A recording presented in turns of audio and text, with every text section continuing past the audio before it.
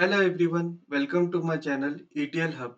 In this video, we will try to understand more about service and app connector. Before that, let's understand what is the requirement.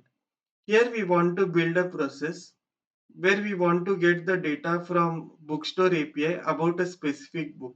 So here we will pass the book unique ID as an input to the process, and the process will get the data from Bookstore API along with all the details like title, subtitle, who is the author, when it was published, number of pages, etc.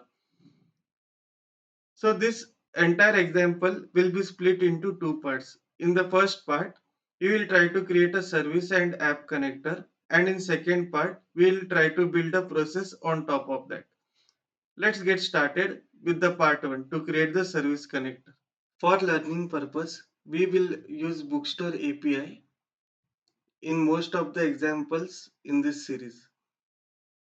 To build the service connector, go to the application integration.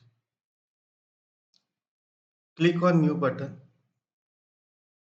Click on service connector. So as we want to connect to third party REST API, click on this option. Create. Here we will define the name for our service connector.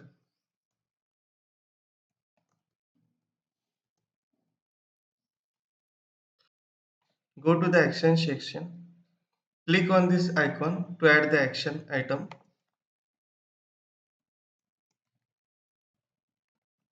Give the action name over here.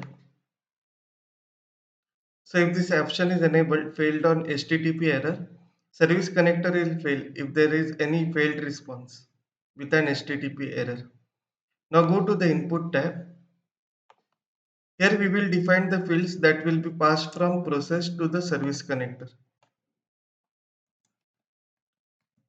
So I will define field in ISBN where I will be passing this as an input to the service connector from the process. So the type is text. So if it is an array of records, then we need to check this box this as a list. If you click on the required, it is mandatory to pass this input field to the service connector. If you click on this parameter option, it will be passed as a body parameter. But as we are not passing it as a body parameter, so we are unchecking this box and we can give a sample record. Save the changes.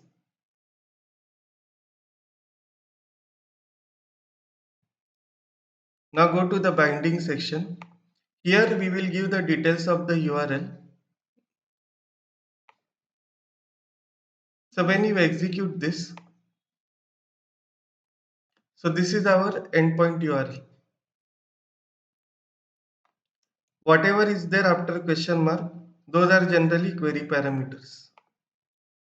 So we'll give this URL. We are using get method. So the verb will be get. You will get all the other methods over here: get, post, put, patch, delete, etc. Here we will be using the get method. As we are passing the value of the book ID as an query parameter in the API, so we will use this other parameter section to define the query parameters in service connector. So this is my field name as per the API.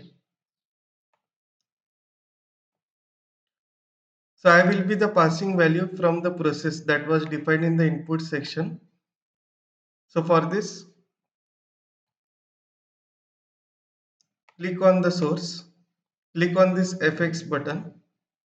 This is the expression editor where you can provide the logic. In the type, make it as X query and click on this add. So whenever we will pass the value from the process, it will get assigned to the parameter that we are declaring in the binding tab. In the header section, request header section, so if you see over here, we are passing content type as application JSON. So we will define those value over here.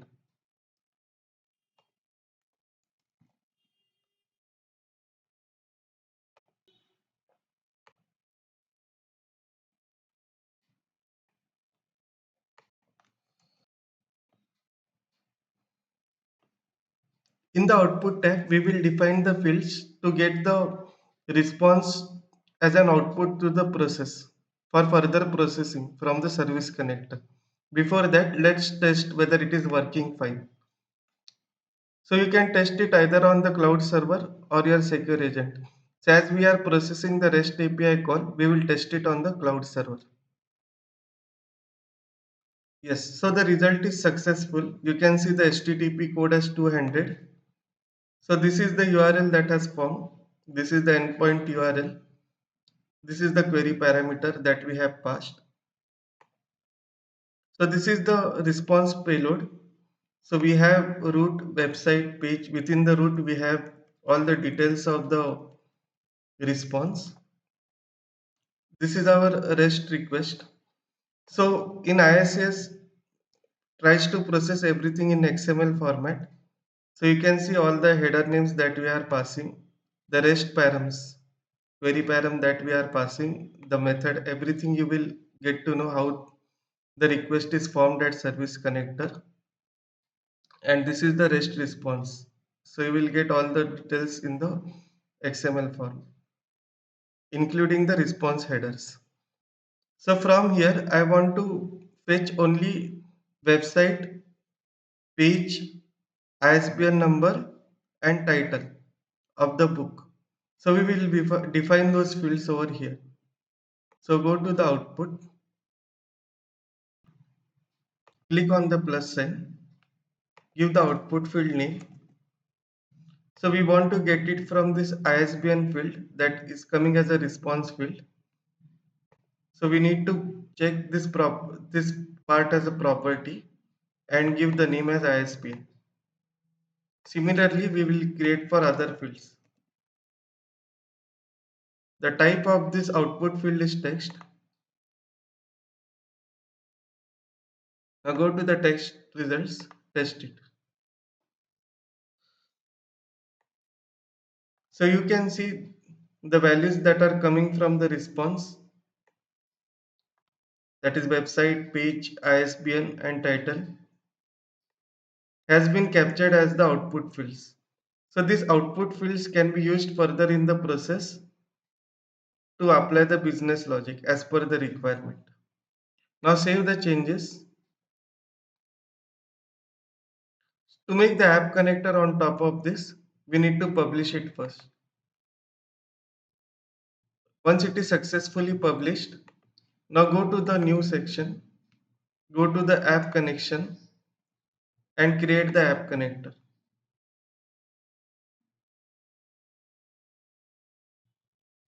Click on cancel. App connection is required to connect between service connector and process.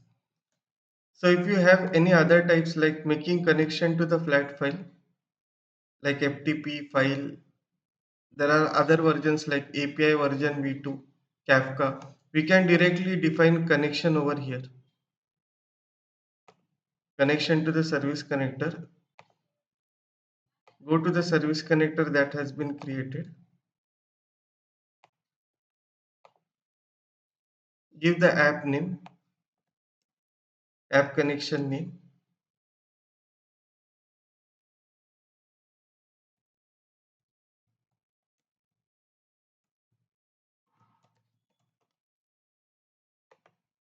Give the location where you want to locate this.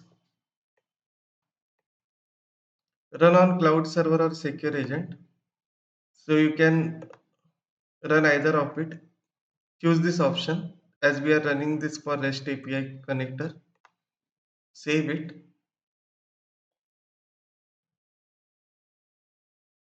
Publish it. Now we are good to use this app connector in our process. In the next video, we will build the process on top of this app connection. Please stay tuned. Thanks for watching this video. Please like and subscribe my channel.